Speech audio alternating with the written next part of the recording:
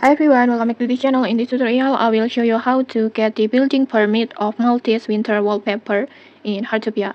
So right now, Harttopia has a new collaborations with Maltis, and then in here you can get any special items. One of them is building permit of this Maltis winter wallpaper like this, and then to buy this or to get this building permit is very easy. First, just tap on the globe icon and then just go to Puppy Gacha machine and then tap on exchange store.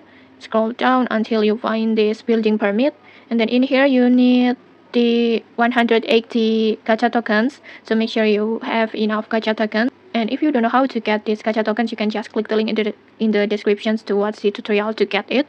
And then after that, after you have the enough gacha tokens, just tap on purchase and you will get this building permit automatically. And okay, that's it. If you found this helpful, don't forget to like, comment, and subscribe for more tutorials. Thanks for watching and see you.